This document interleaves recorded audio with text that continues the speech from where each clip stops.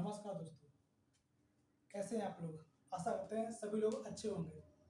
आज कल देखा था लाभ हानि का पार्ट 2, आज देखेंगे लाभ हानि का पार्ट 3। तो पहला सवाल है कि क्रय मूल्य तथा विक्रय मूल्य के मध्य अंतर 440 रुपये है। यदि लाभ प्रतिशत 22% है तो क्रय मूल्य क्या है। तो यहाँ पर 22% लाभ दे रखा है, 22% लाभ, और इनका अंतर दे रखा है 40%। कुछ नहीं करना है, हमें सिर्फ क्रय मूल्य निकालना है। तो क्रय मूल्य के लिए बराबर का निशान और विक्रय मूल्य के लिए गुणा का निशान। यहाँ सीधे क्रय मूल्य निकालेंगे तो बराबर निशान 22 में 22, 22 दूनी 44, 20 गुणा 100 बराबर 2000। ये हमारा क्रय मूल्य हो गया। फिर से देखते हैं, 22/100 बराबर 440, 22 सेकंड 22, 22 दूनी 44, 20 गुणा 100 बराबर 2000। 2000 हमारा क्रय मूल्य आ गया।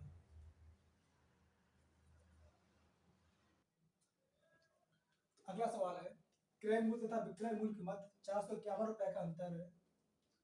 यदि हानि प्रतिशत 11% है तो विक्रय मूल्य क्या होगा। 451 रुपए, 11% की हानि, 11/100 बराबर 451। 11 से डिवाइड करेंगे, 11 चौके 44 और 11 1 11, 41 गुणा 100, 4100। ये आ गया हमारा क्रय मूल्य। पूछा गया है विक्रय मूल्य। विक्रय मूल्य पूछा गया है तो क्रय मूल्य से 451 का अंतर यानी विक्रय मूल्य 451 रुपए कम है। तो 451 से कम कर देंगे तो बचेगा 3649 रुपए। फिर से देखते हैं, 11/100 और 451, 11 डिवाइड किया 41 गुणा 100, 4100। क्रय मूल्य 4100 आ गया। विक्रय मूल्य 451 रुपए। जो हानि हो रही है, हानि 11% की। इसका मतलब ये है कि विक्रय मूल्य 451 रुपए कम मिला है। तो क्रय मूल्य से 451 जब कम करेंगे तो विक्रय मूल्य 3649 रुपए प्राप्त हो जाएगा हमें।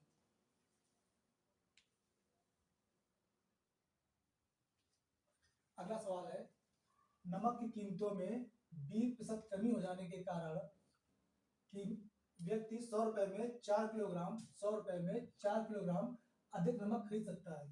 तो नमक की घटी हुई कीमत या नया भाव क्या है। यहाँ पर 100 रुपए है और 100 रुपए में 4 किलोग्राम यानी 1 किलोग्राम हमने निकालना है, 1 किलोग्राम।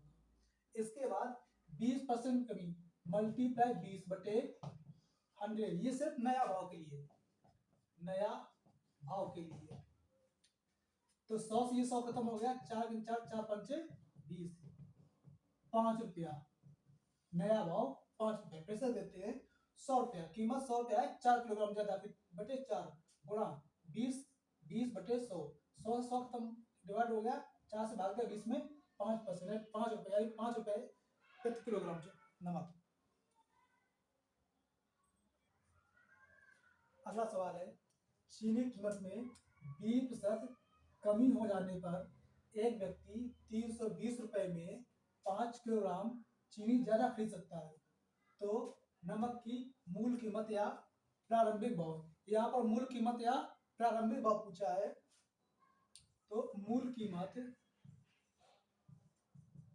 से पिछले साल 320 रुपए बटे 5 किलोग्राम मल्टीप्लाई 20 बटे, जब कीमत, पुरानी कीमत या मूल कीमत या प्रारंभिक कीमत पूछ दी जाती है तो जो प्रतिशत होता है, अगर कमी हो रही है तो 100 से घटाकर, वृद्धि हो रही है तो 100 से जोड़कर, ये सिर्फ मूल कीमत या प्रारंभिक भाव में किया जाता है। तो 20 कम करेंगे तो 80, 20 का 20, 20 चौको 80, 4 × 4 और 64 32, 5 से डिवाइड करेंगे तो 16, यानी मूल कीमत 16 रुपए। फिर से देखते हैं मूल कीमत। तो 320 बटे 5 गुणा 20, कमी हो रही है तो 20 से 100 से कम करेंगे तो 80, 20 का 20 तो 80, 4 से डिवाइड किया 64 32, 5 से डिवाइड किया 80 को तो 16, 16 5 80, यानी 16 रुपए मूल कीमत या प्रारंभिक भाव। अगला सवाल है, एक बेईमान दुकानदार अपना सामान क्रय मूल्य पर बेचने का दावा करता है, लेकिन 1 किलोग्राम के स्थान पर 900 ग्राम भार का इस्तेमाल करता है। उसका कुल प्रतिशत लाभ कितना है? यहाँ पर जो दुकानदार है वो 900 ग्राम भार का प्रयोग करता है और ग्राहक को 1000 रुपये देता है, यानी 1 किलोग्राम की जगह पर वो 900 ग्राम भार का प्रयोग कर रहा है। तो स्पष्ट है कि 100 का लाभ होगा, 100 ग्राम का, सॉरी 1000 ग्राम, 100 ग्राम का लाभ होगा मल्टीप्लाई 100 बटे बेईमान वाले या बेईमानी वाला वजन या गलत वजन हमेशा नीचे रखेंगे, तो 900 जब से डिवाइड करेंगे 1 2 1 2 100 बटे 9 या 11 सही बटे 9%। जब भी कभी कोई भी दुकानदार गलत बात का प्रयोग करे तो नीचे हमेशा गलत वजन रखेंगे और उनका डिफरेंस है अंतर गुणा 100 बटे गलत वजन। हल करेंगे तो 100 बटे 9 या 11 से 1 बटे 9%।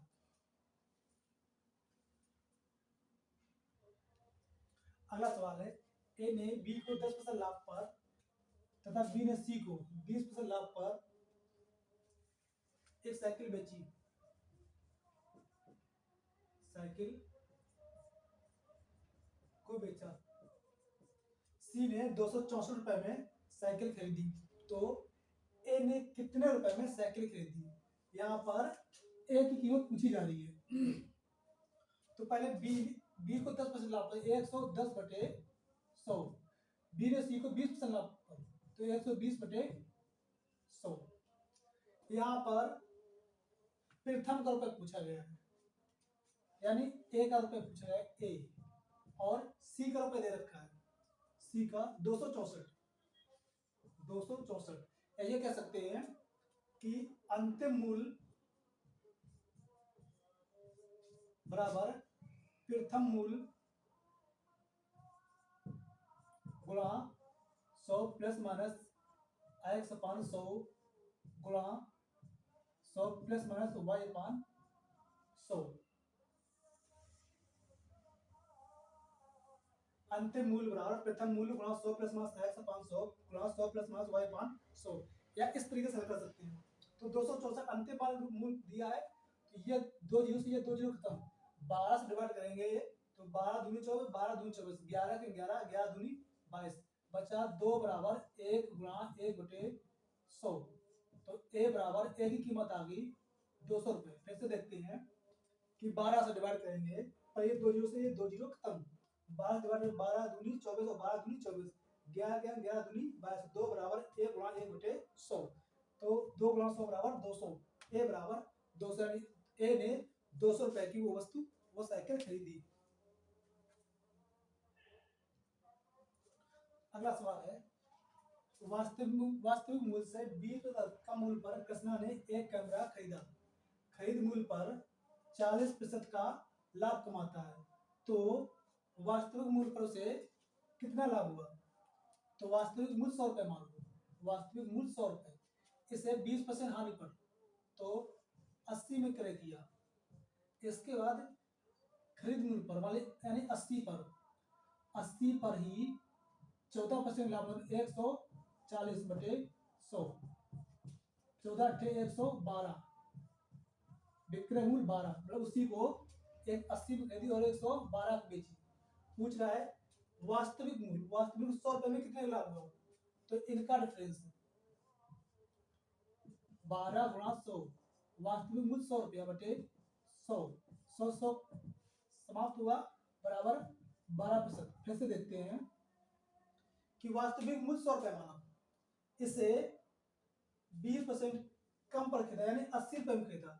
इसके बाद खरीद मूल्य पर मतलब 80 पर 40% लाभ, 140 बटे 100, यानी विक्रय मूल्य 112 रुपए का उसे बेचा, यानी 112 का बेचा। इसके बाद वास्तविक मूल्य से कितना लाभ हुआ?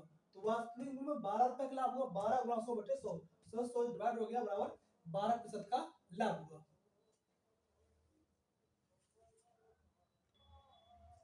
अगला सवाल है, एक वस्तु पर 12% की छूट देने के बावजूद 32% का लाभ कमाने के लिए दुकानदार को अपनी वस्तु पर लागत मूल्य से कितना प्रतिशत अधिक मूल्य अंकित करना चाहिए। तो लाभ हमेशा क्रय मूल्य पर होता है, यानी क्रय मूल्य पर उसे 32% का लाभ, तो 132 बटे 100, क्रय मूल्य का 132। इसके बाद छूट हमेशा अंकित मूल्य या एमआरपी पर दी जाती है। तो अंकित मूल्य पर उसने छूट दी गुणा 88 बटे 100, ये 100 से 100 डिवाइड कर लिया, तो या तो 400 डिवाइड कर लो, 4 तिहाई 12, 4 तिहाई 12, 4 दूनी 8, 4 दूनी 8, तो किराए बटे अंकित मूल्य बराबर 22 बटे 33।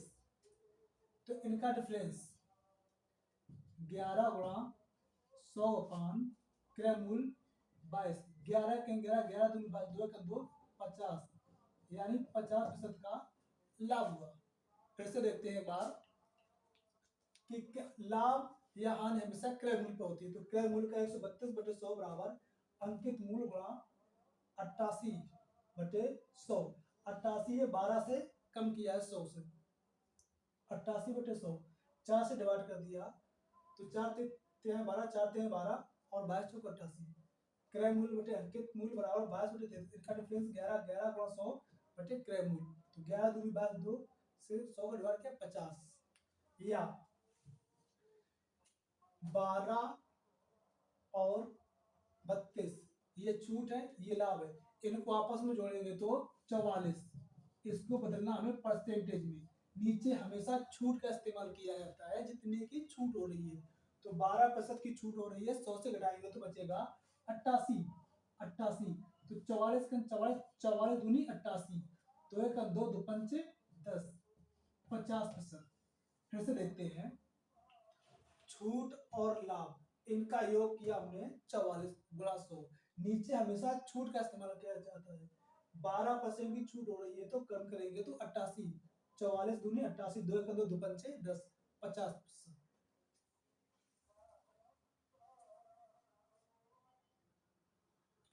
अगला सवाल है, एक दुकानदार अंकित मूल्य पर 10% छूट देने के बाद 12% का लाभ कमाता है। तो क्रय मूल्य तथा अंकित मूल्य, क्रय मूल्य तथा अंकित मूल्य का अनुपात क्या है। तो यहाँ पर लाभ या हानि हमेशा क्रय मूल्य पर, तो क्रय मूल्य पर 12% लाभ, तो 112 बटे 100 बराबर छूट हमेशा अंकित मूल्य पर रहती है, तो अंकित मूल्य गुणा 90 बटे 100, ये 100 से 100 डिवाइड हो गया, 200 डिवाइड कर दो, तो 2 पंच 10, 2 छंग 12, 2 चौक 8, 2 पंच 10, क्रय बटे अंकित बराबर 45 बटे 56, यानी 45 अनुपात 56 आंसर हो गया। फिर से देखते हैं कि क्रय मूल्य पर 12% लाभ थे, 112, अंकित मूल्य पर 10% की छूट, तो 10, 90 बटे 100, ये 100 डिवाइड हो गया, 2 से डिवाइड 56, यहाँ पर 45, तो क्रय बटे अंकित बराबर 45 बटे 56। कोई संख्या भिन्न में हो तो उसे हम अनुपात में लिख सकते हैं, तो 45 अनुपात 56।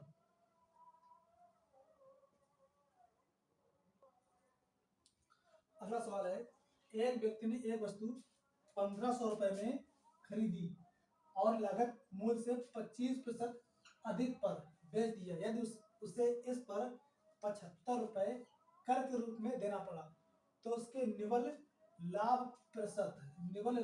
प्रतिशत क्या होगा। यहाँ पर जो 1500 रुपए है उस पर सिर्फ 25% लाभ कमा रहा है, तो सिर्फ लाभ देखते हैं कितना रुपए हो रहा है, 1500 का 25%, यहाँ से सिर्फ हमें लाभ निकालना है। ये दो जो डिवाइड हो गया, 15 से मल्टीप्लाई करेंगे, 15 15 75, 15 दूनी 30, 30 7 37, यानी 375 का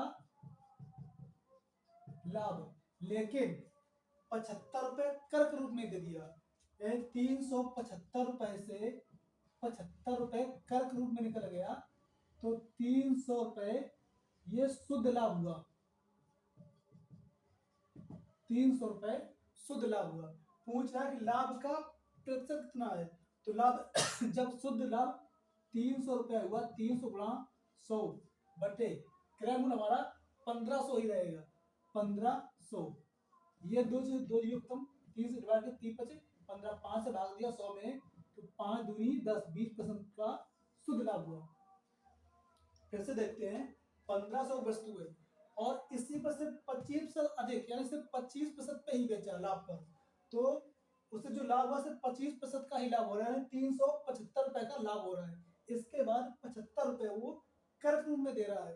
तो 75 रुपए जब कर रूप में दे दिया तो 300 रुपए उससे शुद्ध लाभ हुआ।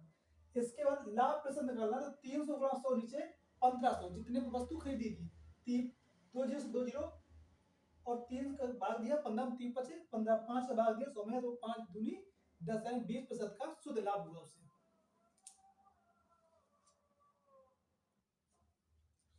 अगला सवाल है, पूजा को एक घड़ी बेचने पर 20% का लाभ होता है, 20% का लाभ होता है। यदि उसने वह घड़ी 10% कम में खरीदी होती और 30 रुपए कम में पर बेची होती, तो उसे 20% का लाभ होता। घड़ी का क्रय मूल्य क्या है? यहाँ पर कम, 30 रुपए कम, कम ज्यादा अधिक, जब ये सब दिए हो तो दो संख्याओं के बीच का अंतर होता है। तो सबसे पहले घड़ी को 20% लाभ पर बेच दिया, तो 120, इसमें कुछ नहीं करना है, 20% लाभ पर बेच दी उसने। इसके बाद 10% कम में, तो 90/100। इसके बाद उसी को 20% लाभ पर, इसी 20% का लाभ, तो 120/100। इसका जब इनका डिफरेंस है 30 रुपए का, यानी इनका अंतर है 30 रुपए का, तो इनका अंतर कर लेंगे 30 बराबर 30 रुपए, 30 रुपए। तो ये 2 जीरो से 2 जीरो डिवाइड 12 में 108, 108/100 माइनस का 120/100। इसको आगे पीछे कर लेते हैं, ये गलत हो गया है। तो 120 बटे माइनस का 108/100 बराबर 30। इसमें जो जिसकी वैल्यू ज्यादा है उसको प्लस में रख लेते हैं, जो कम है उसको माइनस में रख लेते हैं। तो हल करेंगे तो 12/100 बराबर 30, 4 से डिवाइड कर 4 3 12, 4 25 चौको 100, ये 3 से 3 है 3, 10 गुणा 25 बराबर 250 रुपए। फिर से देखते हैं कि 10% 90/100 गुणा ये 20% का लाभ, तो 120/100 माइनस ये 20% पहले ही बेच चुका, माइनस 120/100। इनका डिफरेंस है अंतर 30 रुपए दिया, इनका अंतर किया हमने 30 रुपए, तो 108/100 माइनस 120/100, जिसकी वैल्यू बड़ी उसको पहले रख लेंगे, तो 120 माइनस 108/100, इनका अंतर क्या 12/100, 4 से डिवाइड कर 4 3 12 और 25 चौको 100, 3 से डिवाइड कर 30 को यहाँ 10, 10 गुणा 25 250, यानी घड़ी का क्रय मूल्य 250 रुपए आया।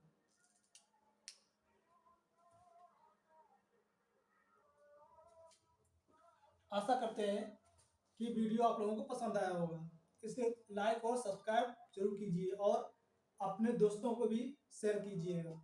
नमस्कार दोस्तों।